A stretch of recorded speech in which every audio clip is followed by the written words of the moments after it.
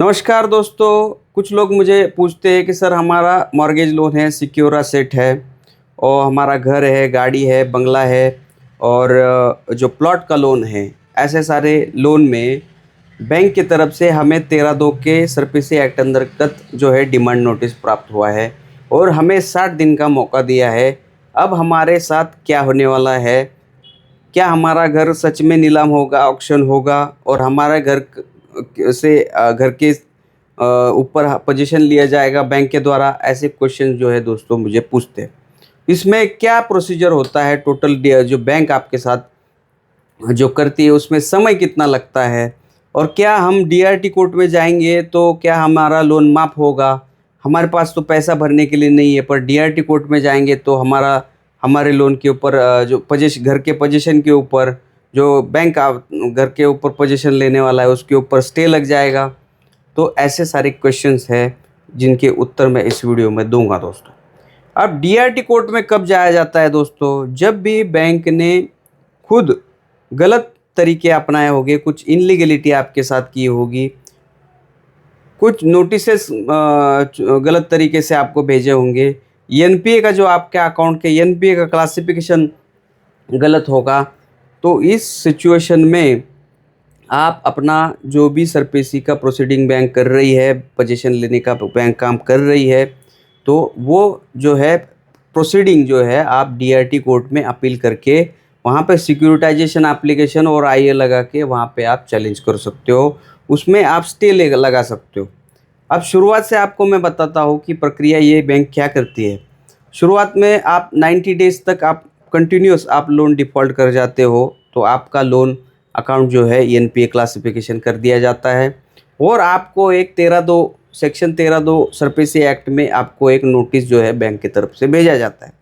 कि आप अगले 60 दिनों में बैंक का पूरा जो जितना भी आउटस्टैंडिंग है, जितना भी लोन बकाया राशि है वो आप भरिए, नहीं तो हम आपके अगेंस्ट जो है ऑक्शन की सरफेसी कार्रवाई आगे करेंगे। 60 दिन का समय दिया जाता है। अब इस बीच में आपको करना क्या है दोस्तों? अब आपको हाथ पे हाथ धरे नहीं बैठना, आपको इसको नेग्लिजेंस नहीं करना, आपको तुरंत आपको एक्शन लेना है और आपको बैंक के साथ जो है बातचीत चालू करनी है। सबसे पहले तो ऐसे डिमांड नोटिस को तुरंत रिप्लाई करना चाहिए, आपका रिप्रेजेंटेशन देना चाहिए। अगर आपके अकाउंट में गलत तरीके से जो है अमाउंट कैलकुलेशन किया गया है, उसमें इंटरेस्ट पेनल्टी गलत तरीके से लगाई है, प्रॉपर इंटरेस्ट जो है अमाउंट जो है वो डिस्प्यूटेड है, इंटरेस्ट प्रॉपर से कैलकुलेट नहीं किया गया है, पेनल्टीज़ प्रॉपर से लगाई नहीं गई है, तो आप तुरंत उसको जो है सेक्शन 13(2) के नोटिस को सेक्शन 13(3)(a) इसमें आपको जो है प्रावधान दिया गया है रिप्लाई और रिप्रेजेंटेशन करने का, ऑब्जेक्शन देने का। तो आप अपना ऑब्जेक्शन रिप्रेजेंटेशन आप बैंक को या फिर एनबीएफसी कंपनी को भेजिए कि ये गलतियां है, इसके ऊपर हमें जो है आप करेक्शन करिए, हम आप पैसा देने के लिए तैयार है।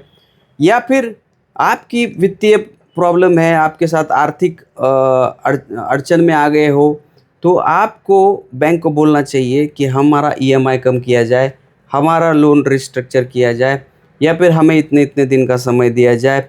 या फिर जो है हमारा ट्यूनर बढ़ा जाए, हमारा ईएमआई कम किया जाए, हमारा ये आईटीआर है, हमारा ये सैलरी स्लिप है, हमारे घर में इमरजेंसी आ गया है, मेरा बिजनेस लॉस हो गया, वो कारण देते हुए जो है आपका लोन जो है रिस्ट्रक्चरिंग करने की मांग कीजिए, या फिर मॉरेटोरियम पीरियड मांगने की वहाँ पे टाइम लेने का जो है वहाँ पे रिप्लाई जो है उसमें आप दे दीजिए, ताकि आगे जाके बैंक वो रिप्रेजेंटेशन है उसको फेयर तरीके से जो है आपको देखे और आपके रिप्लाई को कंसिडर करते हुए आपका लोन रिस्ट्रक्चरिंग करे, मॉरेटोरियम पीरियड दे, या फिर कुछ इंटरेस्ट और कैलकुलेशन में गलतियां है वो करेक्ट करके बैंक आपको स्टेटमेंट के साथ आपको रिप्लाई करेगी 15 दिनों में। और ऐसा 15 दिनों में बैंक को रिप्लाई करना हमारे नोटिस के ऊपर वो मैंडेटरी है, ऐसा सरफेसी एक्ट में कहा गया है। अगर बैंक की तरफ से कोई रिप्लाई नहीं आता तो वो भी एक ग्राउंड बन जाता है आगे जाके सरफेसी प्रोसीडिंग को चैलेंज करने के लिए, ठीक है, डीआरटी कोर्ट में। अब यहाँ पे आप एक ध्यान में रखिए, कि 13(2) के नोटिस में अगर आपके प्रॉपर्टी के डिस्क्रिप्शन जो है, प्रॉपर्टी का शेड्यूल दिया जाता है वो गलत है, आपका फ्लैट नंबर गलत है, आपका प्लॉट नंबर गलत है, आपका लैंड एडमाइजरिंग एरिया गलत है ना, इस बेसिस पे भी आप जो है वहाँ पे डीआरटी में चैलेंज कर सकते हो कि जो नोटिस में दिया गया प्रॉपर्टी वो तो हमारा है ही नहीं, फिर भी इन्होंने ऐसा गलत नोटिस भेज के हमारा घर का पोजीशन लेना चाह रहे हैं। तो ये सारी बातें आप ध्यान में रखिए दोस्तों। ये जो इनलीगलिटीज़ है उसके बेसिस पे आप डीआरटी में आपके सरफेसी प्रोसीडिंग को चैलेंज कर सकते हो, आपके घर के नीलामी के प्रोसेस को चैलेंज कर सकते हो, ना कि आपको घर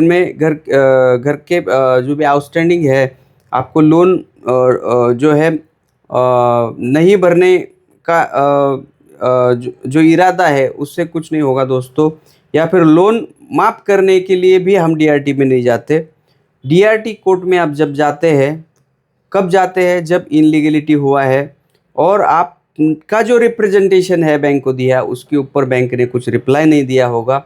या फिर आप इक्विटी के बेस पे जाते हैं, बैंक आपसे पोजीशन लेना चाह रही है, बैंक मान नहीं रही है आपका कहना, तो आप डीआरटी कोर्ट में जाइए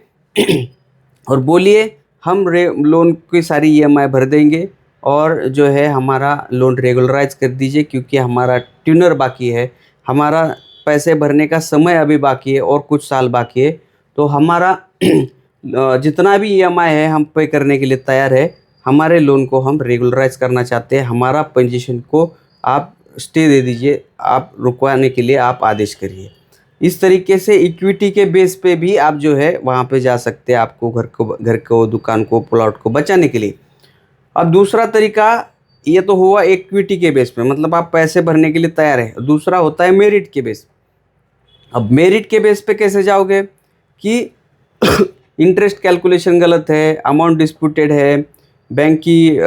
नोटिसेस में कुछ गलतियां है ना, ऐसे सारे जो है ग्राउंड्स के ऊपर आप मेरिट्स पे भी आप डीआरटी में जा सकते हो कि इंटरेस्ट ही गलत लगाया है, लोन अमाउंट कैलकुलेशन जो ओवरड्यू अमाउंट है वो ही गलत है, इसीलिए हम यहाँ पे आए हैं, इसीलिए हम पेमेंट नहीं कर पा रहे हैं। तो ये जो करेक्टेड अमाउंट हमें दिया जाए तब जाके हम वहाँ पे पैसा भरेंगे, तब तक आप इस प्रोसीडिंग को, इस पोजीशन की नीलामी को, प्रक्रिया को आप यहाँ पे स्टे दे दीजिए। इस तरीके से भी आप डीआरटी में, इस ग्राउंड में भी आप अपील करके स्टे ले सकते हैं। कोई भी हालात में लोन माफ़ नहीं होता, आपको पैसा दोस्तों भरना ही भरना पड़ता है। एक तो इक्विटी पे बेस पे जाइए, या तो मेरिट्स के ऊपर जाइए और आपके घर के ऊपर स्टे वहाँ पे लेके आइए डीआरटी से, और आपके घर को, दुकान को, प्लॉट को, है ना, नीलामी से बचाने की कोशिश करिए दोस्तों, ठीक है। और जब भी आपको 13(2) का नोटिस आता है तो आप ट्राई करिए आगे जाके सरफेसी में चैलेंज करने से अच्छा 13(2) का नोटिस आया, तुरंत बैंक में जाइए, आप 1 ईएमआई भरिए, 2 ईएमआई भरिए, 3 ईएमआई भरिए, जितने भी ईएमआई आपके बाकी है वो आधे आधे क्या होना, ठीक है। जैसे कि आपका मान लो 20,000 का ईएमआई है तो आप 5,000 भरिए, दूसरे दिन में 3,000 भरिए, फिर से 10,000 भरिए, ऐसा करके जो है अगले 60 दिन के अंदर पूरे 3 ईएमआई आप भर दीजिए, और बैंक को आप एक लेटर लिखिए कि हमने तो पूरे अभी ईएमआई भर दिए, 3 ईएमआई भर दिए, आप हमारे घर के ऑक्शन को रुकवाइए और ये सरफेसी प्रक्रिया विड्रॉ करिए, और हमारा लोन जो है एनपीए से आप पीए में करिए, मतलब नॉन परफॉर्मिंग अकाउंट से परफॉर्मिंग अकाउंट में करिए। इस तरीके से आपको बैंक को लेटर लिखिए और वो प्रक्रिया वहीं पे स्टॉप करिए, ताकि आपको डीआरटी में जाना ना पड़े। अब यहाँ पे होता क्या है कि आप 60 दिनों में जो बकाया 3 ईएमआई मान लो बाउंस है आपका फॉर एग्जांपल, उन नहीं भरते तो फिर जाके डीआरटी में जाके अपील करना पड़ता है, और जो वकील साहब है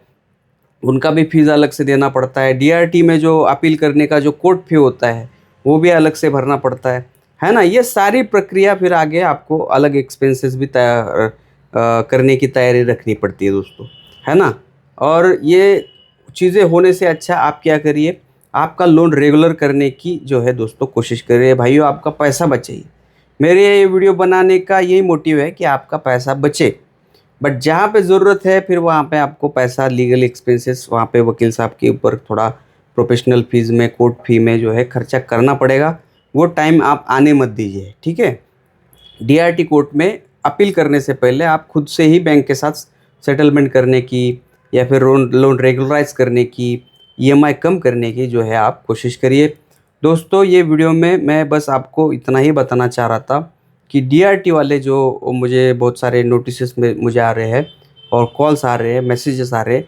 मैं चाहता था कि एक ही वीडियो में सारा कवर हो जाए, इसीलिए ये वीडियो मैंने बनाया है। चलिए मिलते दोस्तों। अगर आपको नए कुछ टॉपिक के ऊपर वीडियो चाहिए तो आप मुझे ज़रूर कमेंट कर लेना, और मेरा नंबर जो है डिस्क्रिप्शन में होता है, जिस किसी को भी मेरी हेल्प लगेगी मैं ज़रूर करूँगा। अगर आपको कुछ नोटिस वगैरह आए हैं आप मुझे व्हाट्सएप भी कर सकते हैं, मेरा नंबर इस वीडियो के डिस्क्रिप्शन में मैं दे दूँगा। ठीक है, चलिए मिलते हैं नेक्स्ट वीडियो में, तब तक आप सभी को मेरा नमस्कार।